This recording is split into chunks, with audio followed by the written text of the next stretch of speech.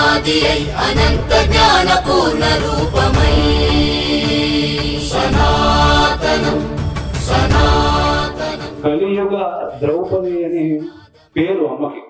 భారతీయ సత్యవాణి గారు అంటే భారతదేశం మీద ఉన్నటువంటి ప్రేమ ఉన్నటువంటి అందరికీ తెలుసు.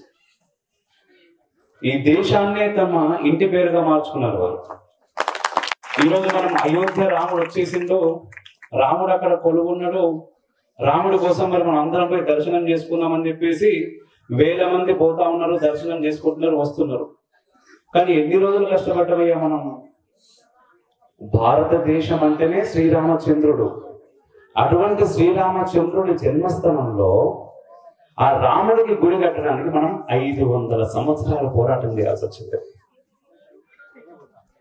మరి అమ్మలాంటి మహనీయులు ఎంతో మంది నా కుటుంబం ఈ సమాజం అనుకున్నారు కాబట్టి ఈరోజు ఆ రాముడు అక్కడ కొలువు తీరిండు. ఆ రాముడు ఈ సంబంధించి అక్కడ కొలువు తీరేదాకా అంటే ఈ రోజు మనం చూస్తున్నాం. అంటే మొత్తం అయిపోయిన తర్వాత పోయి దర్శనం చేసుకుని లైన్ లో 1000 మంది ఉంటేనే మనం దర్శనానికి ఇబ్బంది అయితేనే అబ్బా ఎందుకు వచ్చినాం రా ఇక్కడికి, ఇంట్లో నుంచి ఇంట్లో ఉన్నాడు కూడా రాముడు ఇంట్లో నమస్కారం చేసుకుంటుంటే అయిపోతుండే కదా అనే భావన మనకు అనిపిస్తుంది. కానీ నా రామచంద్రుడు పుట్టినటువంటి నేల మీద నా రామునికి గుడి కట్టుకోలేకపోతున్నాం మేము.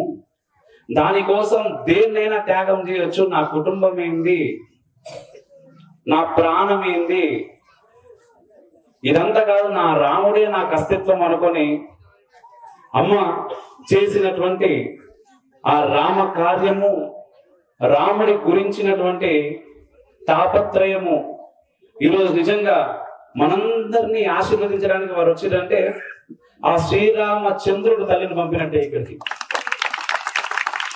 ఖచ్చితంగా అమ్మ ఎక్కువ ఆలస్యం చేయకుండా ఒకసారి గట్టిగా మీ కరతాల ధ్వనుల మధ్యలో అమ్మకి నేను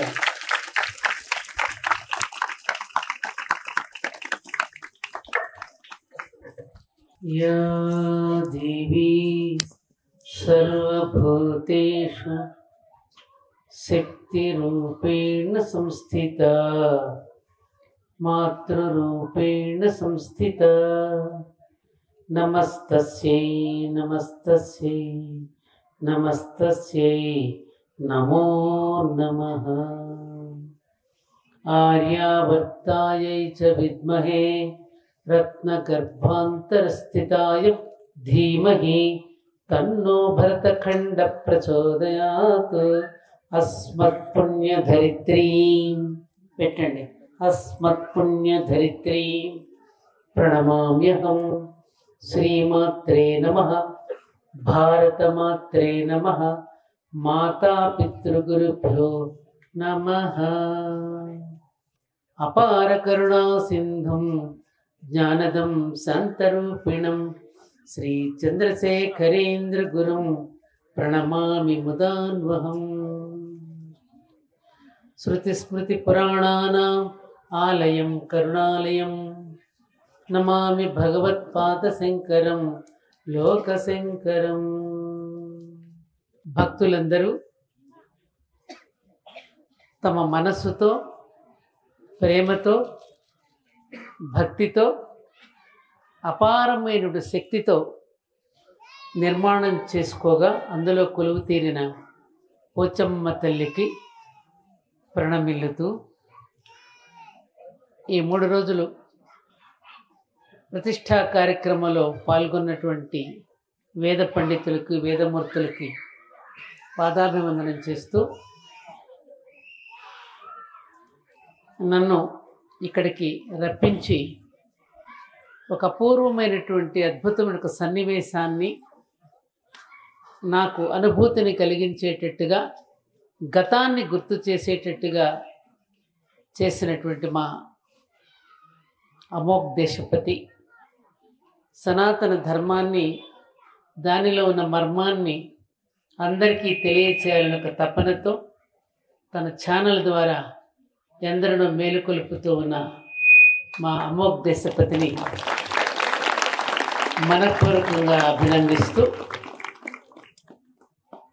అక్కడ కూర్చున్న మాతృమూర్తులు సీతా ద్రౌపది ప్రతీకలు వారికి చేతులెత్తి నమస్కరిస్తూ, అమ్మమ్మ వచ్చింది, మాకేం చెప్తుందో విందామని చలివేస్తున్నా అలా అమాయకంగా కూర్చొని చూస్తూ ఉన్న నా చిన్నారులందరికీ ముద్దు పెడుతూ, ముఖ్యంగా యువశక్తి చాలా రాగానే ఆనందం కలిగించింది. ఇక్కడ ఎవరు నాకు నాలాగా వయసు మళ్ళిన వాళ్ళు కనపట్టల్లా, అంత యువశక్తి కనిపిస్తోంది. చాలా చాలా ఆనందం కలిగించి స్వామి వివేకానందునికి శంఖారావాన్ని ఆ పిల్లలు ఇంకా పూరిస్తూ ఉంటే, వింటూ ఉంటే వారిలో ఉన్న చైతన్యాన్ని చూస్తున్న అలాంటి వాళ్ళందరికీ నా మనసుతో దగ్గరకు తీసుకుని ఆలింగనం చేసుకుంటూ, ఒకసారి మనసుతో కౌగిలించుకుంటూ వారికి నా శుభాశీస్సులు తెలియజేస్తున్నా. ఒక రకంగా నా శరీరం రోమాంచితం అవుతోంది నేను మాట్లాడుతూ ఉన్నప్పుడు. నాకే ఎందుకనంటే, నాకు లోపలికి వెళ్ళి మీరు ఇక్కడ రాతిలో ఉన్నటువంటి ఎప్పటి నుంచో మనకు తెలియనప్పటి నుంచి అమ్మ అరూపంగా కొలువు తీరినటువంటి దృశ్యాన్ని నేను ఇక్కడ చూశాను. అదే అక్కడ నా విషయంలో కూడా జరిగింది. ఇదే రకమైనటువంటి చరిత్ర. అందుకే రాగానే నేను ఎక్కువగా పొంగిపోయాను. నిజంగా నేను రాకుండా ఉంటే మిస్ అయ్యేదాన్నేమో అని. ఏమిటంటే, ఇక్కడ మియాపూర్లో శ్రీ ధర్మపురి క్షేత్రం ఒక క్షేత్రం ఉంది. అది దొంగల గుట్టగా పిలువబడేది ఒకప్పుడు. ఇలాగే 2 రాళ్ళు పరిచి ఆ రాతి కింద పసుపు కుంకుమలు ఒక దీపం మాత్రమే ఉండేది. దానిపైన ఒకే ఒక్క చెట్టు ఉండేది. అదొక నిర్జన ప్రదేశం, ఒక అడవి అరణ్యం.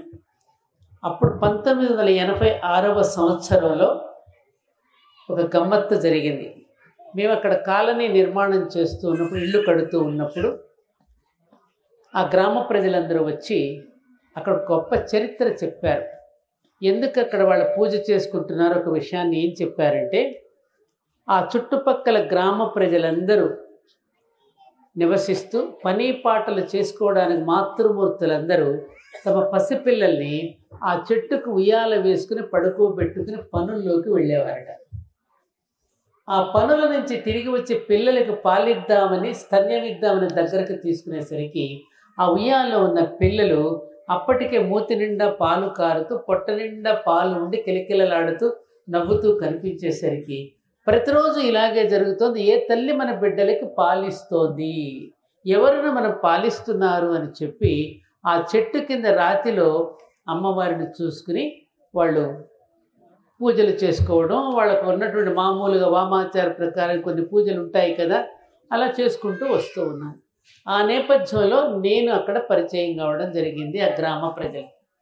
ఈ విషయం తీసుకొస్తే అప్పుడు మా ప్రెసిడెంట్ సుబ్బారావు గారు అని ఉన్నారు, వారి దృష్టికి తీసుకొస్తే వారు వెళ్ళి గణపతి స్థపతి గారు ట్యాంకు బండి మీద విగ్రహాలు, బుద్ధ విగ్రహం కట్టిన వారిని తీసుకుని రావడం, ఇలాగ చిన్న దేవాలయం కట్టిద్దామని మొదలు పెట్టడానికి వెళ్ళినప్పుడు ఆయన చాలా గమ్మత్తైన విషయాలు చెప్పారు. అదంతా పెద్ద కథ, అక్కడికి వెళ్ళిన సమయం అయిపోతుంది కాబట్టి ఆ తల్లికి కూడా అరూపంగా ఉన్న ఇలా ఎలా అయితే ఉన్నదో రూపాన్ని ఇస్తూ ఇలాగే అప్పుడు 1986లో ప్రతిష్ఠ చేయడం జరిగింది అమ్మవారిని. ఆ ప్రతిష్ఠ చేసిన ఆ అమ్మవారు ఎన్నో రూపాలుగా దాదాపు 22 దేవాలయాలు వెలిసాయి వాళ్ళక్కడ. అప్పుడు నాకు ఒక లలితా సహస్రనామాలను ఒక నామం కరెక్ట్గా మనకు సరిపోతుంది ఇక్కడ అక్కడ కూడా. ఏమిటంటే, మూల ప్రకృతి వ్యక్త వ్యక్తావ్యక్త స్వరూపిణి వ్యాపిని వివిధాకార అని ఉంటుంది. అక్కడ అవ్యక్తంగా ఉన్నది అమ్మవారు, ఇక్కడ వ్యక్తం కాలేదు, విగ్రహం లేదు కదా. ఆ రాతి కిందే పసుపు కుంకుమలు పెట్టి పూజ చేసుకున్నారు. ఆమె పోచమ్మ తల్లిగా ఇప్పుడు వ్యక్తమయ్యింది. అవ్యక్తంగా ఉన్న ఆ తల్లి పోచమ్మ తల్లిగా వ్యక్తమయ్యి తర్వాత వ్యాపిని వివిధాకార అనేక రూపాలలో వ్యాపించేసింది. ఎలా? పార్వతిగాను, అటు సరస్వతిగాను, వెంకటేశ్వర స్వామిగాను, పద్మావతిగాను, అనేక రకాల దేవతల రూపాల్లో వెలిసింది. ఈ నామం కరెక్ట్గా సరిపోతుంది. రాగానే ఈ దృశ్యం చూడగానే నాకు ఆ గతం గుర్తుకొచ్చింది. అందుకని ఇది సోరారం. సురులు అంటే దేవతలు నివసించేది సోరారం. అసురులు అంటే రాక్షసులు, సురులు అంటే దేవతలు. అసురులు అంటే రాక్షసులు, సురులు అంటే దేవతలు. కాబట్టి సూరారం అంటే ఎవరు? దేవతలు నివసించే స్థానం. కాబట్టి ఇక్కడ ఉన్నటువంటి ప్రతి తల్లి, ప్రతి పిల్లవాడు, ప్రతి జీవి కూడా కాలనీలో నివసించే వారందరూ దేవతలే. అందుకని ఆ దేవతా శక్తి మీలో ఉన్నది కాబట్టి ఎంతో కష్టపడి రూపాయి పోగు చేసుకుని అమ్మను అక్కడ నిలబెట్టుకున్నారు అంటే ఇది మామూలు విషయం కాదు. ఇది నిజమైన అసలైన సిసలైన భక్తి. భక్తిలో 2 రకాలు ఉంటాయి.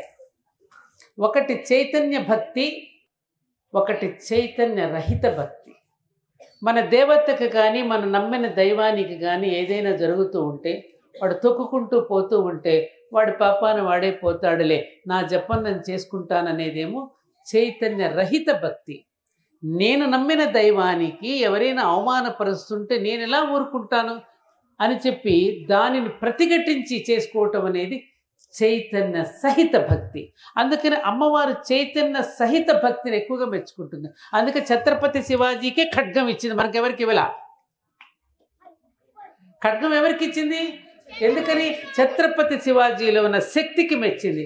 అందుకని అమ్మవారు ఎప్పుడు కూడా పుష్పమాలలు, దేవుడు ఎప్పుడు కూడా పుష్పమాలలు, పత్రజలములు, అభిషేక కర్మలు, చందనము, కర్పూర హారతి తృప్తినీయదు మాతృమూర్తికి. లక్షలాదిగా శ్రేష్ఠ వ్యక్తుల కర్మమయ జీవనం. ఎవరైతే శ్రేష్ఠ వ్యక్తులు ఉంటారో, కర్మమయ జీవనంతో ఉంటారో, కర్మయోగిగా ఉంటారో వారంటేనే భగవంతుడికి ప్రీతి. అందుకని మన దేశాన్ని ఏమైనా వీరభోగ్య వసుంధర అన్నారు. మన దేశానికి ఏం పేరుంది? వీరభోగ్య వసుంధర. వీరులను కన్న తల్లి నా భరతఖండం, సూర్యులను జన్మనిచ్చింది నా భరతఖండం, ఎందరో అవతారమూర్తులు అవతరించింది నా భరత భూమి, ఋషులు మునులు అవతారమూర్తులు ఎందరో.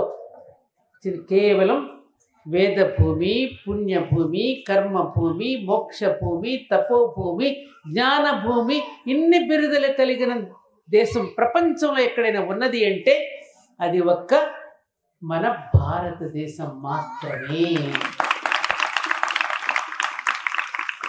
కాబట్టి పిల్లలు ఉన్నారు, ఇక్కడ చిన్నారులందరూ ఉన్నారు. కాబట్టి అమ్మ దగ్గర మీరందరూ ఒక్కొక్క శివాజీగా రూపొందాలి. భగత్ సింగ్ నగర్ పైగా మీ కాలనీ పేరు చూసారా? అందుకని భగవంతుడు ఎప్పుడు ఎవరిని ప్రేమిస్తాడు? కేవలం బుద్ధిమంతులనే కాదు సుమ, శక్తివంతులని ప్రేమిస్తాడు. అందుకని మన పిల్లలకి ఇప్పుడు అమ్మవారికి బుద్ధినివ్వమని చెప్పరా అని అడుగుతాం. కాదు, పిల్లలకి మీరు చెప్పండి, బుద్ధిమంతులతో పాటు మీరు శక్తివంతులు కూడా కావాలి సుమ అనేది మీరు చెప్పాల్సిన అవసరం. కానీ మనం అలా చెప్పం. ఛత్రపతి శివాజీ పక్కింట్లో పుట్టాలి కానీ మా ఇంట్లో పుట్టకూడదు. మన నైజం మామూలుగా అలా ఉంటుంది. దేశాన్ని ఉద్ధరించేవాడు ఇంకెవరో ఉండాలి కానీ మనం కాకూడదు, మన పిల్లలు కాకూడదు. మన పిల్లలు ఉద్యోగం చేయాలి, సంపాదించుకోవాలి, హ్యాపీగా ఉండాలి, మన ఆలోచన. నిజంగా అందరూ కనుక అలా ఆలోచించి ఉంటే స్వాతంత్రం వచ్చేది మనకి. ఏమ్మా, మనం ఏదైనా సాధించగలిగేవాళ్ళం. మునులు కనుక తపస్సు చేసి దర్శించి మనకి గాయత్రి మంత్రాన్ని ఇవ్వకపోతే, ఈ పండుగల రూపంలో ఇన్ని రకాల సంప్రదాయాలను మనం ఇవ్వకపోతే మన జీవితం ఎలా ఉండేది? బోరు కొట్టేది, ఏం చేయాలో తెలిసేది కాదు. అందుకని మనందరికీ ఇన్ని రకాల పండుగలు, సంవత్సరం అంతా పండుగలే మనకి. ఎందుకనంటే మనిషి అన్నవాడు గతి తప్పకుండా, వాడి యొక్క మతి తప్పకుండా ఉండడానికి, ఋషులు వేసిన మార్గాన్ని నుంచి మన కాలు జారిపోకుండా ఉండడం కోసం, ఆ ట్రాక్ నుంచి మనం పడిపోకుండా ఉండడం కోసం పండుగల రూపంలో, సంప్రదాయాల రూపంలో మనకి ఇంత అద్భుతమైన జ్ఞానాన్ని అందించినటువంటి ఋషి పరంపరకు ఒక్కసారి చేతులెత్తి నమస్కరించండి అమ్మా, చేతులెత్తి నమస్కరించండి. కాబట్టి మన పిల్లలకి ఇవ్వవలసింది ఆస్తిపాస్తులు కాదు, మన పిల్లలకి మనం అందివ్వవలసింది సంస్కారం. సంస్కారం అంటే ఏమిటి? సంస్కరించడం అంటే ఏమిటి? ఇప్పుడు మన ఇంటికి పిల్లలు ఉన్నారు. ఇక్కడ మన ఇంటికి పాల ప్యాకెట్ వేస్తాడు గుమ్మలో. ఆ పాలు చెడిపోకుండా ఉండాలంటే ఏం చేస్తున్నాం మనం? ఏం చేస్తాం? పాలు చెడిపోకుండా ఉండాలంటే ఏం చేస్తాం? వేడి చేస్తాం. వేడి చేసిన తర్వాత ఏం చేస్తాం? చల్లారిన తర్వాత తోడు పెడతాం, పెరుగు అవుతుంది. ఆ పెరుగు కూడా పాడైపోకుండా ఉండాలంటే మజ్జిగ చిలుకుతాం, అప్పుడేమొస్తుంది? వెన్న వస్తుంది. ఆ వెన్న చెడిపోకుండా ఉండాలంటే కాస్తాం, కాస్తే ఏమొస్తుంది? నెయ్యి వస్తుంది. అది ఎంతకాలం ఉంటుంది? కమ్మని వాసన వస్తుంది, కమ్మని రుచిగా ఉంటుంది, నిలవ ఉంటుంది. మనిషి అన్నవాడు కూడా అంతే. చెడిపోకుండా ఉండాలి అంటే షోడశ సంస్కారాలనే విధానాల ద్వారా నా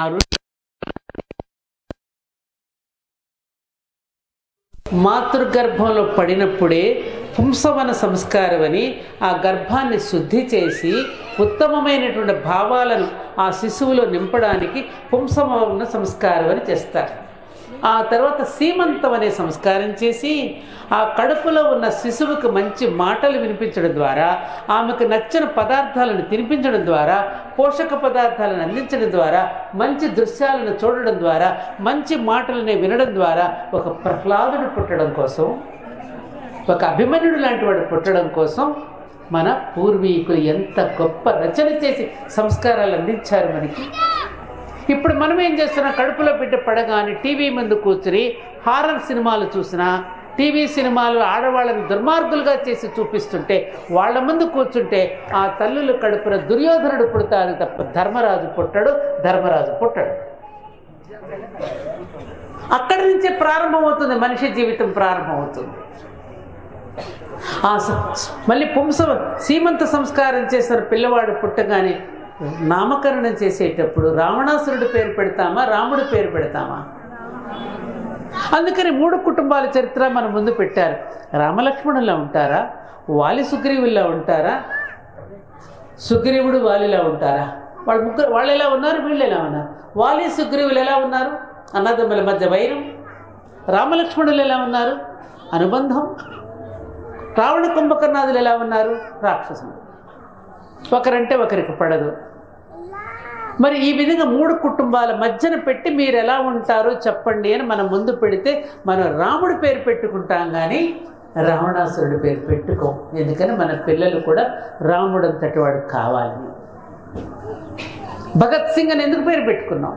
మన కాలనీకి, మన కాలనీలో ఉన్న వాళ్ళందరూ ఒక్కొక్కడు ఒక భగత్ సింగ్ అయి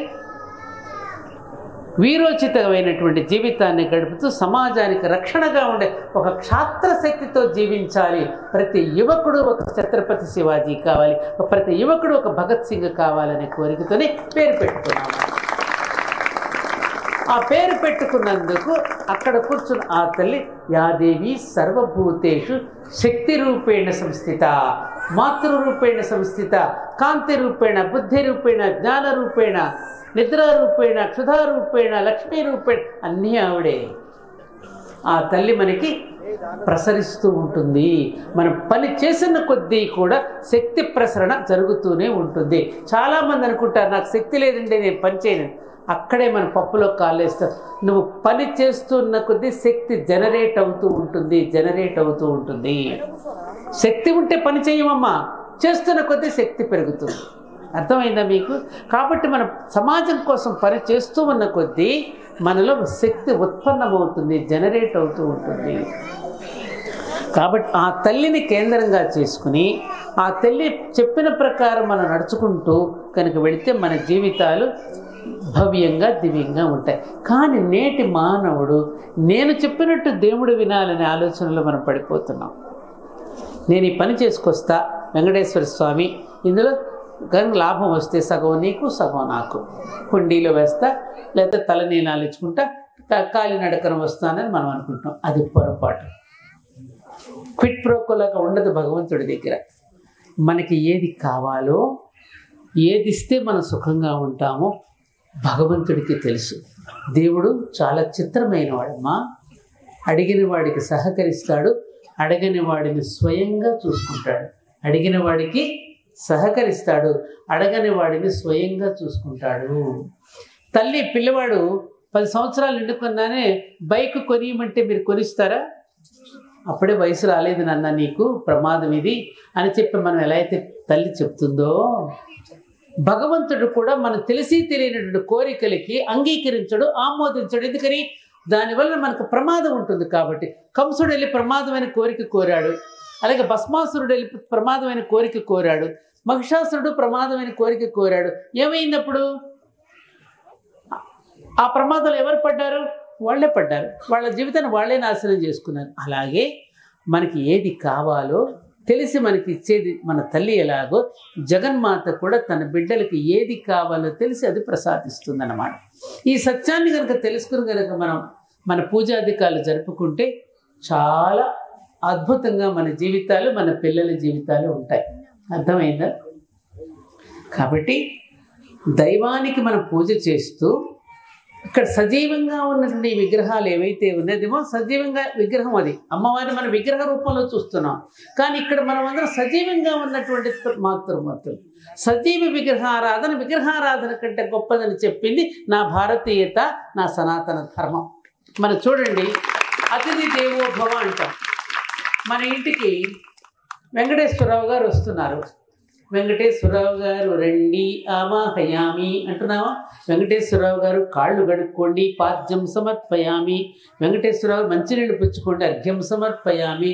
వెంకటేశ్వరరావు గారు స్నానానికి నీళ్లు రెడీగా ఉన్నాయి, స్నానం సమర్పయామి. టవల కూడా పెట్టానండి, తుండు కూడా పెట్టాను, వస్త్రం సమర్పయామి. వెంకటేశ్వరరావు గారు రండి భోజనానికి, నైవేద్యం సమర్పయామి. వెళ్ళొస్తూ నమస్కారం చేస్తూ నీరాజనం సమర్పయామి. అంటే సజీవ విగ్రహానికి కావలసిన శిక్షణ విగ్రహారాధకులు పొందేటందుకు గాను ఆ కాన్సన్ట్రేషన్ కోసం మన ఋషులు అందించి దర్శించి ఇచ్చినటువంటి ఈ ఆరాధనా పద్ధతి అద్భుతమైనటువంటి పద్ధతి. ఇవాళ ప్రాణప్రతిష్ఠ చేసుకున్నాం. అక్కడ ఉన్నది మామూలు మూర్తి విగ్రహం రాయి కాదు, అమ్మే సాక్షాత్తు కూర్చునుంది, అమ్మవారే అక్కడ కూర్చుంది. మరి మనం చెప్పిన మాటలన్నీ వింటోందనే నమ్మకం మనకు ఉన్నప్పుడు మనం చేసే ప్రతి చెడ్డ పని కూడా అమ్మవారు చూస్తుందనే నమ్మకం కూడా ఉండాలి కదా. ఏమ్మా, మనం చెప్పే మాట ఆవిడ వింటోంది అని మనకు తెలిసినప్పుడు, మన కోరికలను ఆవిడ వింటోందని నమ్మకంతో చెప్తూ ఉన్నప్పుడు, మనం చేసే పాడు పనులు మంచి పనులు కూడా ఆవిడ చూస్తోందనే నమ్మకం కూడా మనలో ఉండాలిగా. ఏమ్మా, కాబట్టి ఈ దైవారాధన అనేటటువంటిది మనకి చిత్త శాంతిని కలిగిస్తుంది. భారం మన మీద కాకుండా అమ్మవారికి సరెండర్ అయిపోతాం. మనం అలా ఎప్పుడైతే మనం సరెండర్ అయిపోతామో, అమ్మవారి పాదాల ముందు మనం సమర్పించుకుంటామే, అమ్మే చూసుకుంటుంది. ఎందుకంటే దేవుడు దిగి వస్తే గురువు కనపడతాడు, గురువుకు నమస్కరిస్తే దేవుడు కనపడతాడు. కాబట్టి మీకు గురువులు ఎవరు? ఉన్నాడు, అమ్మోకు ఉన్నాడు. ఇక్కడ ఒక అందరిలో ఒక చైతన్యం తీసుకొస్తాడు, అతను గురువే. మనలో ఎవరైతే చైతన్యాన్ని నింపుతారో, మంచి చెడు ఎవరైతే మనకు చెప్తారో, పురోహితుడు అంటే పురమునకు హితము చెప్పువాడు పురోహితుడు. ఆలయం అంటే ఏమిటంటే సమాజ సంక్షేమ కేంద్రం. ఆలయం అంటే ప్రతి ఊరికి ఆలయం అనేది సమాజ సంక్షేమ కేంద్రం. ఇది ఒక మానవ ధర్మ శిక్షణా కేంద్రం.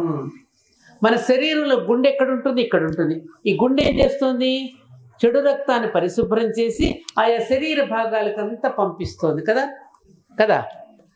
చెడు రక్తాన్ని పరిశుభ్రం చేసి శరీర భాగాలకు పంపిస్తుంది. ఊరికి కూడా గుడి అటువంటిది.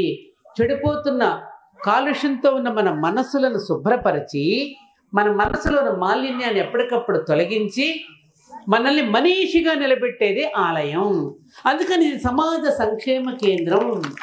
ఇప్పుడు ఇతర దేశాల వాళ్ళు వచ్చి మనకి కోర్టులు పోలీస్ స్టేషన్లు చెప్పారు తప్ప, ఆ రోజుల్లో మనకి పోలీస్ స్టేషన్లు అవసరం లేదు, న్యాయ వ్యవస్థ అవసరం లేదు. దేవస్థానమే న్యాయస్థానం, దేవస్థానమే విద్యాలయం, దేవస్థానమే వైద్యాలయం, అన్నీ దేవస్థానంలోనే జరిగాయి మనకి. పురోహితుడు అంటే పురమునకు హితము చెప్పువాడు. ఈ గ్రామంలో ఎవరైనా అన్నదమ్ములు ఇద్దరు దెబ్బలాడుకున్నారనుకోండి, ఆ పురోహితుడు అనేవాడిని కూర్చోబెట్టి గ్రామంలోని ఇద్దరు పెద్దలు అక్కడ కూర్చుని అన్నదమ్ములు ఇద్దరు ఆస్తి కోసం తగవులాడుకుంటే ఏం చెప్పేవారో తెలుసా ఆ రోజుల్లో? అమ్మ, ఒరే నాన్న, ఎవరు ఈ భూమి మీద నడయాడిన భూమిరా, ఇది రామలక్ష్మణులు పుట్టి పెరిగిన భూమిరా మనది. వాళ్ళు ఎలా ఉన్నారు? ఆస్తి కోసం దెబ్బలాడుకున్నారా? లక్ష్మణుడు అన్నగారి కోసం ఊర్మిళను సైతం వదిలిపెట్టి అడవులకు వెళ్ళాడే. భరతుడు వచ్చి పాదుకలు తెచ్చి సింహాసనం చూసి పరిపాలించినటువంటి ఘన చరిత్ర కలిగిన మనం మీరు దెబ్బలాడుకోవచ్చా అని అలా ఒక న్యాయాన్ని అక్కడ చెప్పేవారు. అక్కడ జడ్జెస్ లేరు, లాయర్లు లేరు. అప్పుడు ఈ కొత్తగా వచ్చిన ఇవన్నీ. ఆ తర్వాత మళ్ళీ గుళ్ళోకి వెళ్ళగానే మనకేమి ఇస్తారు? ఆచార్య గారు ఇందాక నాకు ఏమి ఇచ్చారు? తీర్థం ఇచ్చారు. ఏమన్నారు? అకాల మృత్యుహరణం సర్వవ్యాధి నివారణం, తర్వాత అకాల మృత్యుహరణం, సర్వవ్యాధి నివారణం, శ్రీ విష్ణు పాదోదకం, పావనం శుభం కదా. అంటే 21 ఔషధాలు కలిగిన ఈ తీర్థాన్ని కనుక మీరు సేవించినట్లయితే మీకు డాక్టర్తో పని లేదు. 21 ఔషధాలు కలిపేవారు తీర్థంలో. తులసి దళంతో పాటు పచ్చకర్పూరం ద్వారా వట్టి వేళ్ళ దగ్గర అనేక రకాల ఔషధాలన్నీ కలిపి తీర్థాన్ని ఇస్తే డాక్టర్తో పనే లేదు ఆ రోజు. అంతటి గొప్ప ఆయుర్వేదం ఉంది మన దీనిలో. అందుకని అది వైద్యాలయము. 12 గంటలకు గంట కొట్టి పిలిచేవాడు పురోహితుడు. దేనికోసం? ఈ గ్రామంలో సూరారంలో ఎవరైనా భోజనం లేకుండా ఇబ్బంది పడుతున్నారా, ఇదిగో స్వామివారికి పెట్టిన నైవేద్యం మీకోసమే సుమా, రండి వచ్చి భోజనం చేసి వెళ్ళండి అహో అంటూ గంట కొట్టి పిలిచేవారు. మళ్ళీ సాయంకాలం 6 గంటలకి గంట కొట్టి పిలిచేవారు. దేనికోసం? ఇదిగో ఇందుకోసం. 6 గంటలకి గంట కొట్టి ఎందుకు సత్సంగం కోసం. మాతృమూర్తులందరికీ పతివ్రతల గాథలు, వీరోచిత గాథలు, ఇట్లాంటి యువకులందరికీ కూడా అర్జునుడు, అభిమన్యుడు అలాంటి వీరోచిత గాథలు వాళ్ళకి చెప్పడానికి, పెద్దవాళ్ళందరికీ కూడా పెద్దవాళ్ళ కథలు చెప్పడానికి, ఏ వయసుకు తగినట్టుగా ఆ వయసు హరికథల దగ్గర నుంచి బుర్రకథల దగ్గర నుంచి ఎప్పటికప్పుడు మనిషిని చెడిపోనివ్వకుండా చెడనీక బ్రతికించే సిద్ధమంత్రం అని అన్నమాచార్య ఎలా అన్నాడు, ఆ విధంగా చెడిపోనివ్వకుండా మనల్ని ఎప్పటికప్పుడు మన మాలిన్యాన్ని తీసి పెట్టడానికి ఈ దేవాలయం అనే సంస్కృతిని మన పూర్వీకులు మనకు అందించారమ్మా. ఇందులో ఎంతో అద్భుతమైనటువంటి ఒక సైన్స్ ఉంది, ఇందులో ఎంతో అద్భుతమైన సంప్రదాయం ఉంది, ఎంతో గొప్పదైనటువంటి ఔన్నత్యం కలిగినటువంటి ఒక ఆలోచన విధానం ఉంది. మన పంచకోశాలని కూడా ప్రచోదనం చేసేది అన్నమయ కోసం, ప్రాణమయ కోసం, మనోమయ కోసం, విజ్ఞానమయ కోసం, ఆనందమయ కోసం. మామూలుగా మరి ఎవరైనా మరి ఏమంటే వీడికి ఏ కోశానా బుద్ధి లేదండి అంటాం. ఏంటా కోసం? ఏ కోశానంటే ఏమిటి? అన్నమయ కోసం, ప్రాణమయ కోసం. దేవాలయంలో అన్నం లేని వాడికి అన్నం పెట్టాలి. ప్రాణమయ కోసం మంచి మొక్కలు నాటాలి, ఔషధ మొక్కలు నాటాలి, బాటసాలకు నీళ్ళు ఇవ్వాలి. అది ప్రాణమయ కోసాన్ని ప్రచోదనం చేయాలి. ఆ తర్వాత మనోమయ కోసం మంచి సాంస్కృతిక కార్యక్రమాలు, నృత్యాలు, సంగీతము, సాహిత్యము ఇవన్నీ పెట్టేవారు. అది మనోమయ కోసానికి శుద్ధి చేసేది. ఆ తర్వాత విజ్ఞానమయ కోసము ప్రబోధాలు, గొప్ప గొప్ప పండితులను తీసుకురావడం, ప్రవచనకారులను తీసుకొచ్చి వాళ్ళకి ఉపన్యాసాలు ఇప్పించి హరికథా గానాలతో వాళ్ళందరికీ కూడా విజ్ఞానాన్ని అంటే విజ్ఞానమయ కోసం. ఈ 4 బాగుంటే ఎక్కడికి వెళుతున్నాం మనం? ఆనందమయ కోశానికి వెళ్తుంది. ఈ పంచకోశాలని ప్రచోదనం చేస్తూ నరుడిని నారాయణుడి స్థితికి తీసుకువెళ్ళడమే మన భారతీయత. నరుడిని నారాయణుడి స్థితికి తీసుకువెళ్ళి మన భారతీయత. గొంగళి పురుగును సీతాకోక చిలుకగా మార్చడమే మన భారతీయత, మన సనాతన ధర్మం. సున్నపురాయి పాలరాయిగా మారుతుంది. ఎలా? ఒక గొంగళి పురుగు సీతాకోక చిలుక ఎలా ఆ భ్రమరం ఎప్పుడు కూడా గొంగళి పురుగు చుట్టూ గీ గీ అని గీ పెడుతూ ఉంటే దానికి సీతాకోక చిలుకగా మారుతుంది. గురువు అనేటటువంటి వాడు కూడా ఇదే భ్రమర కీటక న్యాయం. వాడు వినేంత వరకు, వాడు బాగుపడేంత వరకు వాడికి చెప్తూనే ఉంటాడు. గొంగళి పురుగుగా ఉన్నప్పుడు మనం ఏం చేస్తున్నాం? ఆ గొంగళి పురుగు చేతి మీద పడితే దూరంగా ఇసురాతలు పారేస్తాం. అదే గొంగళి పురుగు సీతాకోక చిలుకగా మారిన తర్వాత ఎంతమందికి ఆనందాన్ని కలిగిస్తోంది.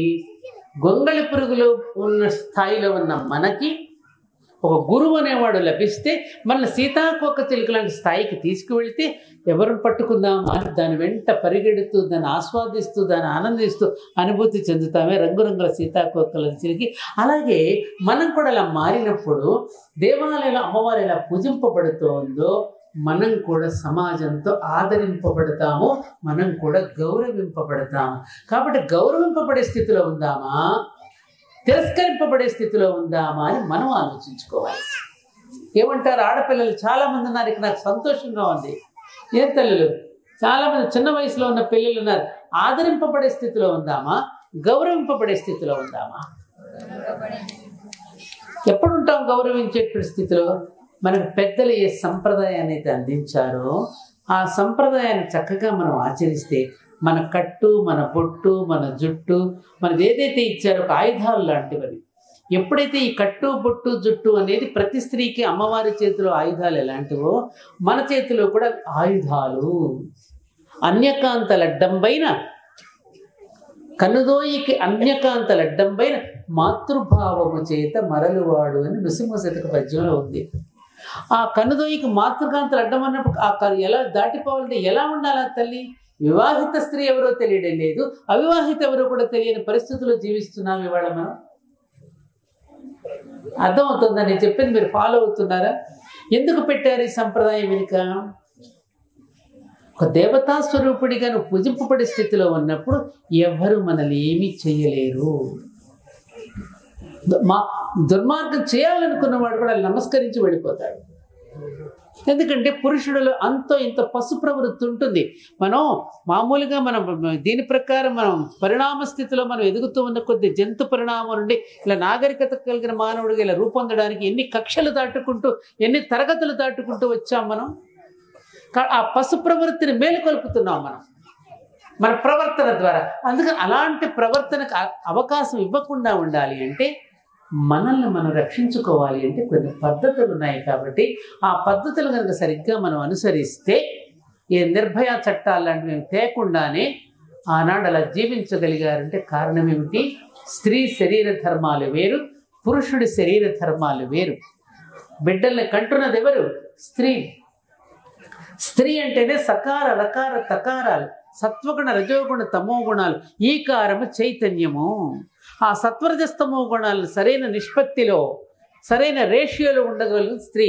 ఇప్పుడు బిల్డింగ్ కడుతున్నారు, సిమెంటు నీళ్లు ఇసుక సరైన పాళ్లలో కలిపితేనే బిల్డింగ్ గట్టిగా ఉంటుంది.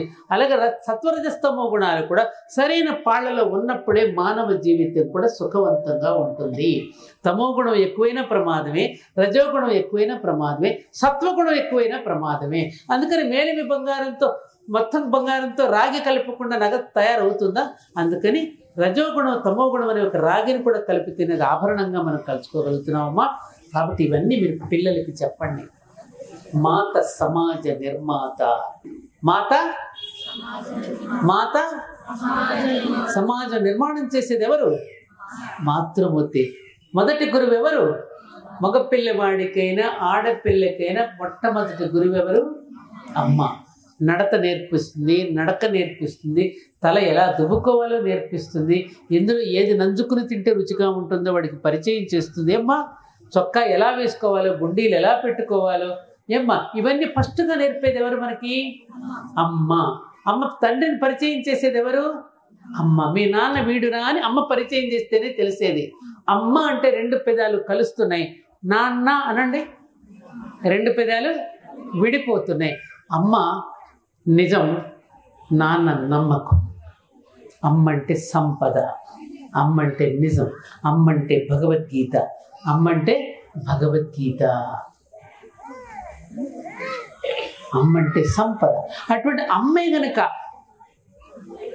పనికిరాని సీరియల్స్ ముందు చతికిలి పడిపోతే, మనల్ని దుర్మార్గులుగా చూపిస్తుంటే దాని ముందు కూర్చుని భర్తలకు అన్నం పెట్టకుండా పిల్లల్ని పట్టించుకోకుండా సీరియల్స్ మీద కూర్చుని రీల్స్, ఈ మధ్య దరిద్రపు రీల్స్ ఒకటి వచ్చినాయి, ఆడవాళ్ళని అసహ్యంగా ఘోరాతి ఘోరంగా నీచాతి నీచంగా చూపిస్తూ ఉంటే ఆ రీల్స్కి అడిక్ట్ అయిపోయి దాంట్లో పడిపోయి మర్యాద లేదు, పద్ధతి లేదు, నానా ఘోరాతి ఘోరమైనటువంటి దృశ్యాలను చూపిస్తూ చెవులతో వినలేనివి, కళ్ళతో చూడలేనివి డబ్బు సంపాదించుకోవడం కోసం వాళ్ళు పెడుతూ ఉంటే వాళ్ళ ముందు మనం చతికిలి పడిపోయి అది చేతిలో పెట్టుకుంటే సర్వభక్షకి అయినటువంటి ఈ సర్వసమ్మోహిని అయినటువంటి ఇది తీసుకుని మన చేతిలో పెట్టుకుంటే రాబోయే తరాలకి ఏం అందించబోతున్నాం మనం? ఏం అందించబోతున్నాం మనం? ఈ ధరిత్రి క్షమిస్తుందా? అందుకే మొదలుపెట్టింది ప్రకృతి. ఆల్రెడీ చర్నాకోలు తీసుకుంది ప్రకృతి, జలప్రళయాలతో మొదలుపెట్టింది. ఇంకా రేపు ఏం జరుగుతుందో మనిషిగా మా అంటే ఏదో పాట ఉంది చూడండి, మనిషి మారలేదు అతని కాంక్ష తీరలేదు. ఎంత కాంక్షతో వెళ్ళిపోతున్నాం మనం. ఇప్పుడు వస్తూ ఉంటే చూస్తూ ఉంటే ఈ సూరారం లేదు, ఇక్కడ కూడా ఆకాశ హర్మ్యాలు కనిపిస్తున్నాయి నాకు. ఎక్కడ చూసినా buildings everywhere but character building no way. Buildings everywhere but character building no way. Gossip everywhere but gospel hearing no way. Competition everywhere, but cooperation nowhere. Ability everywhere, but stability nowhere. Oh my boy, the age of Kali dominates us like this. Aware of it, arrange according to the God. Aware of it, అప్రమత్తంగా ఉండి కలిపురుషుడు మనల్ని ఆట పట్టిస్తున్నాడు. అమ్మవారి కలి కల్మషనాశిని, ఆ కలిని మన దరిచేరనికుండా మనల్ని కాపాడేది అమ్మవారే. అందుకని కలికి లోపడిపోయి అన్నదమ్ముల అనుబంధాలు పోతున్నాయి, భార్యాభర్తల అనుబంధాలు పూర్తిగా నాశనం అయిపోతున్నాయి. పిల్లలకి విద్యా బుద్ధుల్లో విద్య ఒక్కటే ఉంటుంది, బుద్ధులు లేకుండా పోతున్నాయి. ఏ పిల్లవాడు కాలేజీకి వెళ్ళినా సరిగ్గా ఇంటికి తిరిగి వస్తాడో చెప్పలేని పరిస్థితులు, తాగుతూ తూలుతూ డ్రగ్స్కి అడిక్ట్ అయిపోయి పిల్లలు తల్లిదండ్రులకి ఒక శాపాలుగా మారిపోతున్నారంటే ఆలోచించండి అమ్మా, ఆలోచించండి.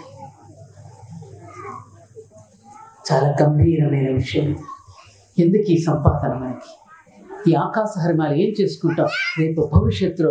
ఈ అమ్మవారి సాక్షిగా చెప్తున్నా, ఈ ఆకాశహరం నిర్మిస్తున్నామని గొప్పలు చెప్పుకుంటున్న ఇవన్నీ కూడా జీవ సమాధులుగా మిగిలిపోతాయి, సమాధులుగా మిగిలిపోతాయి.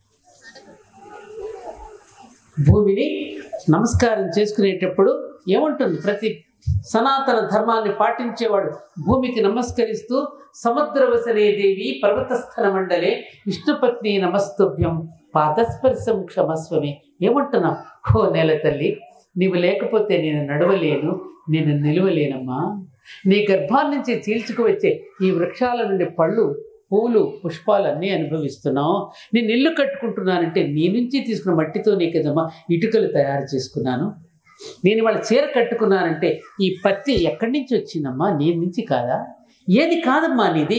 ఈ సీసా నీది కాదా? ఈ టేబుల్ నీ నుంచి కాదా? ఈ కార్పెట్ నీ నుంచి కాదా? నేను కూర్చున్న ఈ కుర్చీ నీ నుంచి కాదా? ఇదంతా నీదే కదమ్మా. అటువంటి నిన్ను ఏం చేస్తున్నావు? గడ్డపారతో చెక్కుతున్నావు, నొక్కుతున్నావు, మలమూత్రాలు విసర్జిస్తున్నావు, ఇన్ని రకాలు చేస్తున్నావు. బంగారం తీసుకుంటున్నాం, ఖనిజాలన్నీ తీసుకుంటున్నాం, తవ్వుకుంటున్నాం, గనుల్లోకి వెళుతున్నాం, B1 B2 B3 అని చెప్పి ఇంకా లోపలికి తవ్వేసుకుంటూ పోతున్నాం. ఆఖరికి నేను చనిపోయిన తర్వాత ఇంత బూడిదిగా మారిపోతే నీ ఒడిలోకి తీసుకుని మమ్మల్ని లాలిస్తావమ్మా. అటువంటి నీ మీద కాలు మోపవలసి వచ్చినందుకు నన్ను క్షమించు తల్లి, నన్ను క్షమించు తల్లి అని వేడుకునే ధర్మం ఏ జాతిలో ఉంది, ఏ దేశంలో ఉంది, ఏ మతంలో ఉంది ఆలోచించు. అది ఒక్క నా సనాతన ధర్మం నాకు నేర్పించినటువంటి మానవీయత, నా సనాతన ధర్మం నాకు అందించినటువంటి మానవ ధర్మం. అలాంటి మనం వాళ్ళ భూదేవిని కాంక్రీట్ జంగల్ చేసేసి పల్లెలన్నీ శ్మశానాలు చేసుకుని పట్టణాలకి ఎగబడి వచ్చి మనం ఏం చేస్తున్నాం ఆలోచించాలి. అందుకని పంచభూతాలలో ఒకటైన జలం వాళ్ళు యాక్టివేట్ అయింది, జల ప్రళయాలతో ముంచేస్తుంది. రేపు ఇంకేమో అగ్నికీలకలు అంటుకుంటాయి, ఇంకే విమానాల ప్రమాదాలు చూసాం, ఎన్నో చూసాం మనం. ఇవన్నిటికీ కారణం మానవుడు చేసే తప్పిదాలే. ఓ మానవుడా, ఇంకా నువ్వు మానవా అంటుంటే, మానవా, ఓ మానవా, నువ్వు మానవా అంటుంది ప్రకృతి. ఇవన్నీ తెలియదా ప్రకృతికి? నువ్వు వాళ్ళు అనుకున్నటువంటి ఈ ఆర్టిఫిషియల్ ఇంటెలిజెన్స్ అని విర్రవీగుతున్నావే, ఇది ఎప్పుడో ఉంది. మన పురాణాలు, ఇతిహాసాలన్నీ తీసి ఒక్కసారి చదివి చూస్తే ఇవన్నీ మనకి ఏనాడో ఇప్పుడో ఉన్నాయి. ఇవన్నీ మనసులో ఉన్న మాటను బయట పెట్టే దగ్గర నుంచి పిలువగానే మనం ఇప్పుడు ఏదైతే దృశ్యాలు మీరు చూసిన ఇవన్నీ ఎప్పుడో ఉన్నాయి. ఎందుకనంటే ఇవాళ మనం నడుస్తున్న ఈ భూమి ఒకప్పుడు సముద్రం, ఇప్పుడు కనపడుతున్న సముద్రం ఒకప్పుడు భూమి. ఆ భూమి మీద నడయాడిన ప్రజలు కొన్ని వండర్స్ చేసి వెళ్ళారమ్మా, వండర్స్ చేసి వెళ్ళారు వాళ్ళు. అంత అద్భుతమైనటువంటి చరిత్ర, ఔన్నత్యం కలిగినటువంటి వేద వాంగ్మయంతో ఉన్నటువంటి మన జాతి అంత గొప్పది. కాబట్టి ఈ భరతఖండం పండితులు, మతాచార్యులు మాత్రమే తలలు పట్టుకున్న భూమి కాదు. సత్యాన్ని, దుర్మార్గులు ఉండకూడదని చెప్పింది కదా, దుర్మార్గులలో కూడా పరివర్తన రావాలి అని కోరుకున్న భూమి ఇది. అందుకనే ఒక మహానుభావుడు అన్న మాట, ప్రపంచమంతా నిద్రిస్తున్న వేళ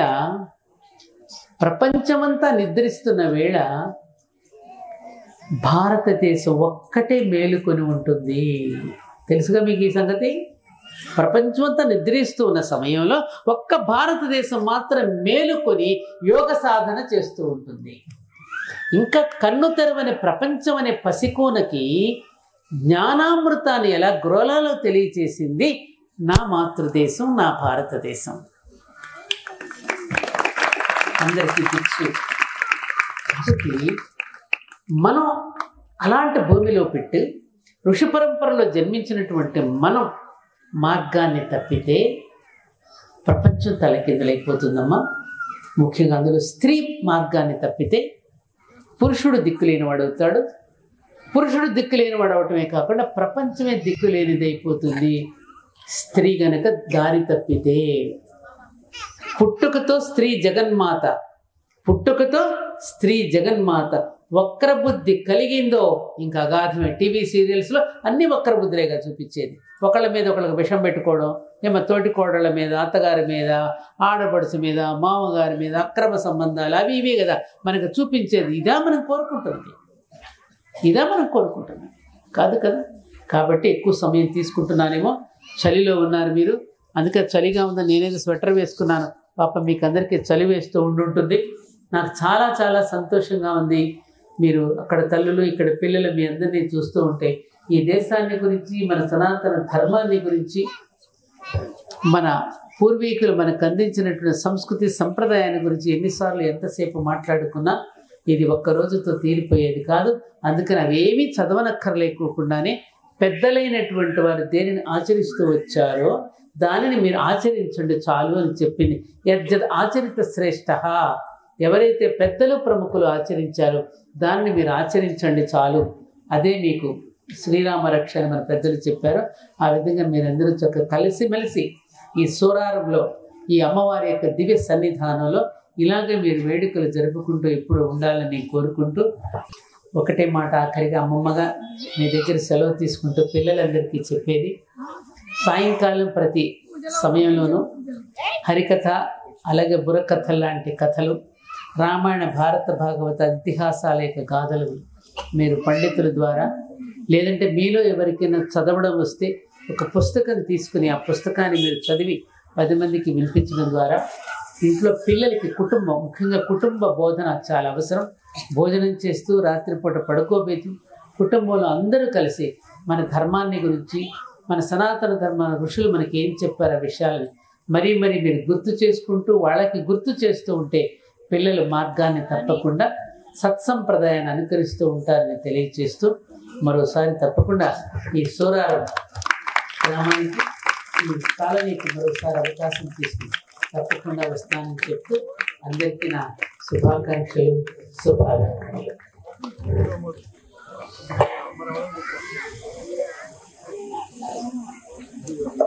ఒకసారి మనం గట్టిగా చాలా గట్టిగా కూడా చెప్పండి.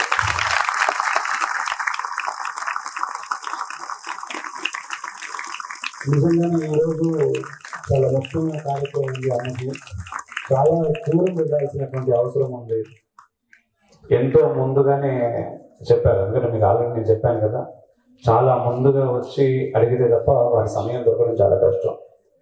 అటువంటిది అమ్మ సూరారం మన తల్లి గురించి ఒకసారి అమ్మకి నేను చెప్పినప్పుడు ఇక్కడ జరిగినటువంటి పరిస్థితులు అన్నింటిని కూడా వివరించినప్పుడు అయ్యో నాన్న ఖచ్చితంగా వస్తాను అని చెప్పారు.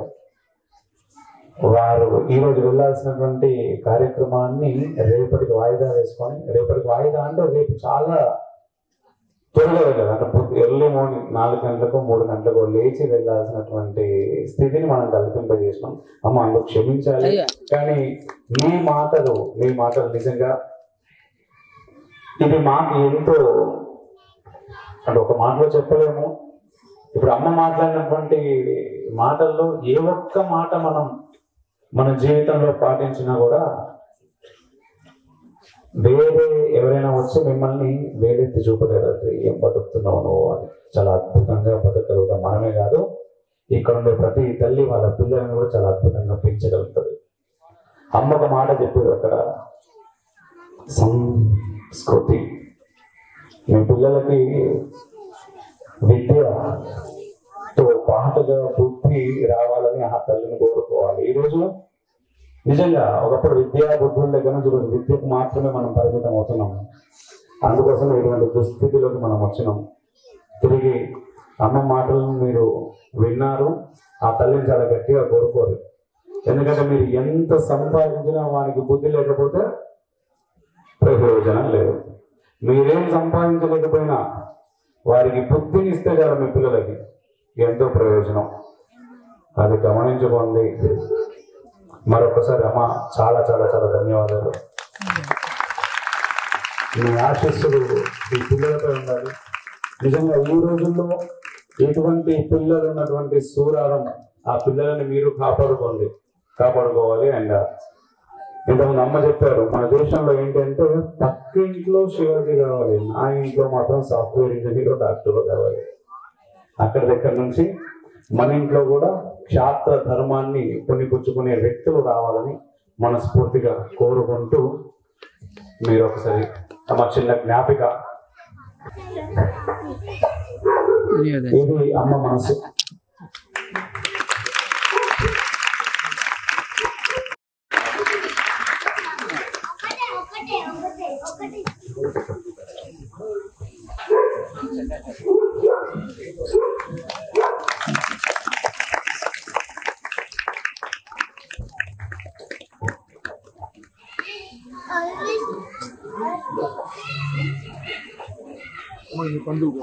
నాన్న ఇది పెట్టుకోమ్మా. అయ్యో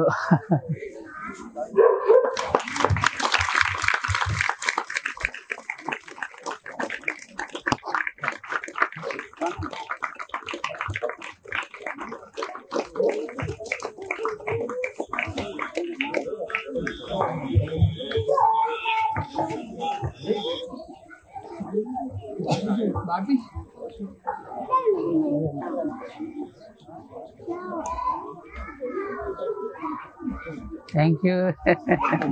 బాగుంది అమ్మవారు, చాలా బాగుంది అయ్యా. మౌత్ పీస్ ఒకసారి.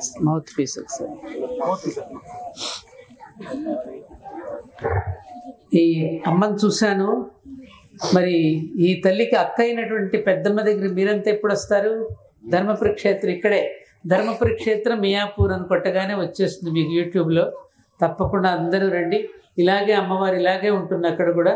చాలా అద్భుతమైనటువంటి ఇదే పరిస్థితిలో మీరు కూడా అందరూ వచ్చి అక్కడ చక్కగా వచ్చి భోజనం చేసి వెళ్తే నేను కూడా చాలా సంతోషపడతాను. బాబు విన్నారా? మీరందరూ తప్పకుండా రండి, తీస్తున్నాండి. Thank you. బయలుదేరినా ఇక అదేలా ఇంకా బయలుదేరినా అలాగే అలాగే.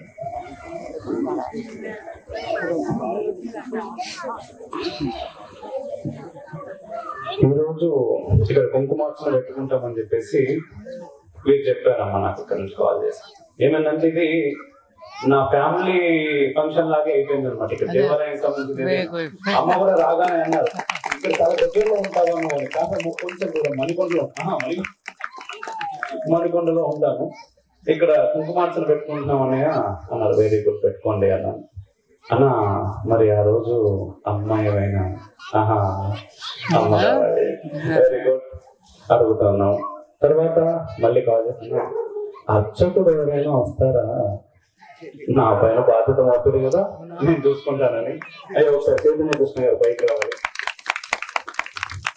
నేను కాల్ చేశాను వారికి. కాల్ చేసి అయ్యా మరి ఇక్కడ సూరారం దగ్గరలో ఎవరైనా అర్చకులు ఉన్నారా అనగానే, అన్న దేనికోసం అంటే మొన్న సూరారం ప్రతిష్ట జరిగింది కదా అమ్మవారి, అక్కడ కుంకుమార్చన జరుపుకుంటున్నారు పిల్లలందరూ కలిసి, వాళ్ళ తల్లులందరూ. ఒక్కసారి కావాలి ఎవరైనా అంటే, వారు ఇక్కడ నుంచి 120 కిలోమీటర్ల దూరంలో ఉంటారు అన్న. ఎవరో కాదు, సూరారంలో చాలా అద్భుతమైనటువంటి కార్యక్రమం చేస్తున్నారు వాళ్ళు, నేనే వస్తాను, నేను వచ్చి చేపిస్తాను అని 120 కిలోమీటర్ల దూరం నుంచి ఈరోజు మన కోసం వచ్చారు. అమ్మ మీ చేతుల మీదుగా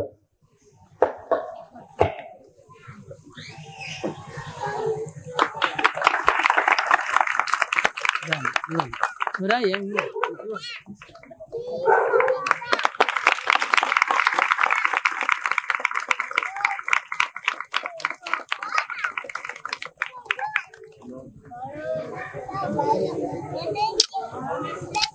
అంతేనికా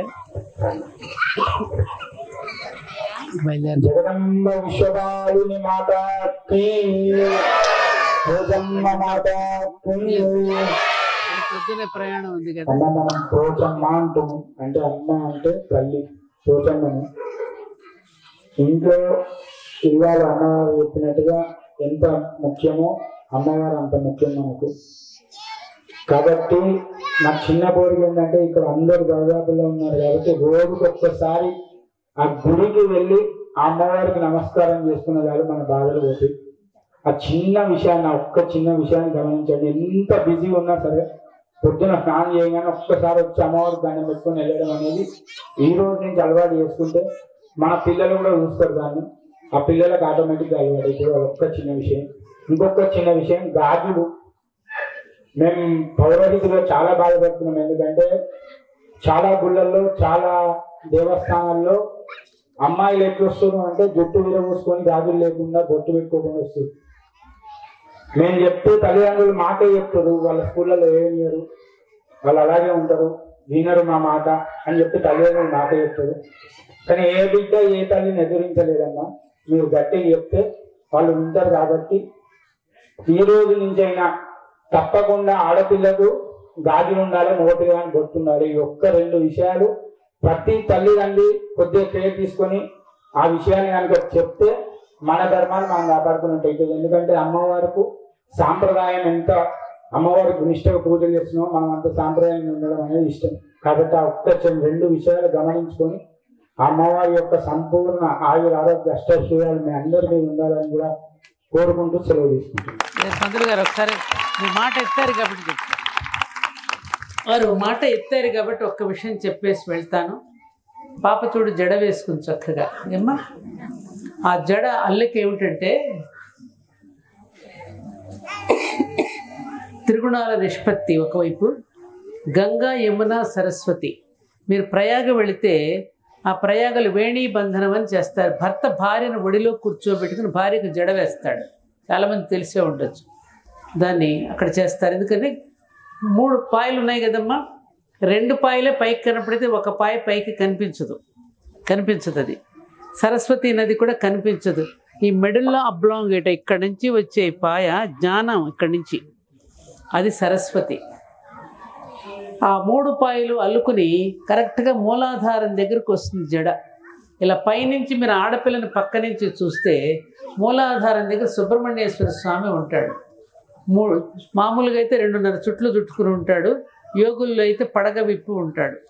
అందుకని ఆడపిల్లని పక్క నుంచి చూస్తే పడగ విప్పిన నాగేంద్రుడి స్వామి ముఖంలా ఉంటుంది. కారణం అదే. అందుకని జడ వేసుకున్న అమ్మాయి ముఖంలో ఒక తేజస్సు ఉంటుంది.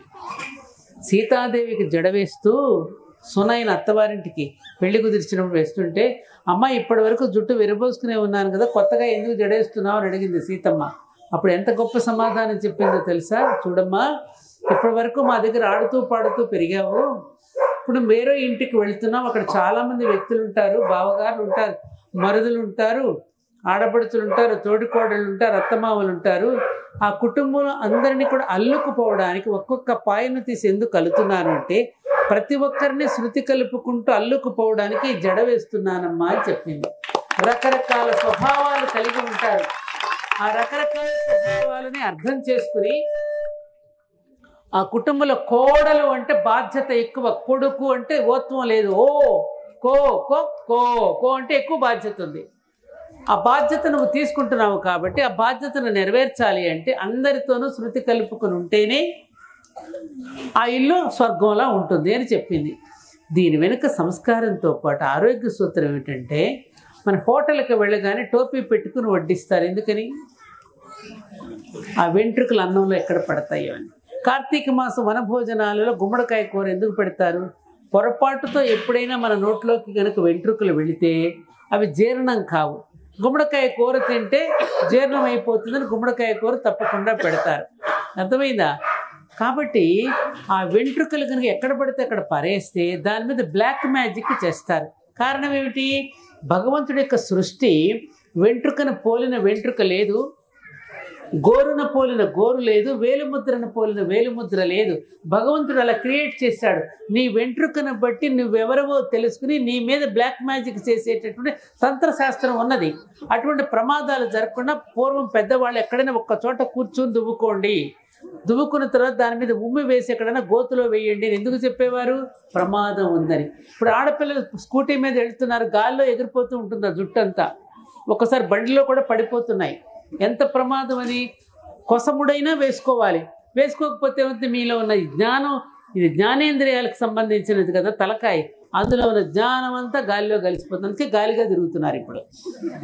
అర్థమైందా? ఇదంతా సైన్స్, ఇందులో ఉన్నదంతా ఆరోగ్యం. బొట్టు పెట్టుకున్నా అంతే. ఈ ఇక్కడ త్రివేణి సంగమం ఇది. ఇక్కడ కుంకుమ పెట్టుకోవడం ద్వారా మన మెదడు శాంతిస్తుంది. మీరేం చేస్తున్నారు? స్టిక్కర్ పెట్టుకుంటున్నారు. స్టిక్కర్ పెట్టుకుంటే ఈ రోమకూపాలు, రంధ్రాలు పూడిపోతాయి. ఆజ్ఞాచక్రం దగ్గర దేవుడు ఉంటాడు. ఈ దేవుడిని మీరేం చేస్తారు? తలుపులు మూసేస్తున్నారు స్టిక్కర్ పెట్టుకుని. అదే కుంకుమ పెట్టుకుంటే కుంకుమలో ఉన్న రసం అంతా మెదడుకు చేరి మనల్ని శాంతి కాముకుల్ని చేస్తుంది, స్ట్రెస్కి గురి కానికుండా చేస్తుంది. పిల్లలకు సాదుబొట్టు ఎందుకు పెడతారు? సూర్యరశ్మి డైరెక్ట్గా కనుక ఇక్కడ పడితే వాడికి ప్రమాదం కాబట్టి సాదుబొట్టు పెద్దగా. ఇదంతా సైన్స్ అమ్మా, మూఢాచారం కాదు ఇది. గాజులు ఎందుకు వేసుకుంటారు? గర్భసంచిని ఎప్పుడు ఆరోగ్యంగా ఉంచుతుంది గాజులు. గాజులు ఇలా సవరించుకుంటూ న్యాచురల్ డెలివరీ ఉంటుంది. అందుకే సీమంతం రోజున గాజులు అధికంగా తొడుగుతారు. సవరించుకుంటూ ఉన్నప్పుడు నరాల ఒత్తిడికి ఈ గర్భసంచి విచ్చుకుని పిల్లవాడు శిశువుని న్యాచురల్గా ప్రసవించడానికి అవకాశం ఉంటుంది. అందుకే సీమంతం రోజు గాజులు వేసుకున్న చెవులు కొట్టుకుంటే కన్ను చూపు పెరుగుతుంది. మెట్టెలు పెట్టుకుంటే కండక్టర్ అన్నమాట. అంటే సంతానం కోసం మాత్రమే కామం. దాంపత్య జీవితం, సత్సంతానాన్ని కనాలి అంటే, ఆ దాంపత్య జీవితం అనుభవించాలంటే, మంచి పిల్లల్ని కనాలి అంటే కామానికి భయపడే పిల్లల్ని కనకూడదు. ధర్మ సంతానాన్ని కనడానికి మెట్టెలు అనేవి కండక్టర్గా పనిచేస్తాయి. అక్కడ ఆ నర్వస్ సిస్టంలో రెండవ వేలికి, స్త్రీల యొక్క గర్భసంచికి ఆ నర్వస్ సిస్టంలో కనెక్టింగ్ నర్వస్ ఉంటుంది. కాబట్టి ఆడపిల్ల మెట్టెలు తగిలించడం వివాహం అయింది. అన్నింటి వెనుక సైన్సే, సైన్సు, శాస్త్రీయత, ఆరోగ్యమే, ఆరోగ్యమే, ఆరోగ్యమే. చాదస్తాలు కాదు ఇది. ఇవి మనకు అమ్మవారి చేతుల ఆయుధాలు ఎట్లాగో ప్రతి స్త్రీకి ఇది కూడా ఒక ఆయుధం లాంటిది. ఆయుధాలు శర్మ గారు ఎలాగో ఎత్తారు కాబట్టి మళ్ళీ నేను ఎప్పుడు కలుస్తానో ఈ 2 ముక్కలు మళ్ళీ చెప్పాలనిపించింది. సమయం తీసుకునేందుకు మన్నించండి. అందరూ అక్కడికి ధర్మపురికి వచ్చి మళ్ళీ కలుస్తారు. తప్పకుండా అందరూ రండి. ఆశీస్సులు మీ ఆశీస్సులు.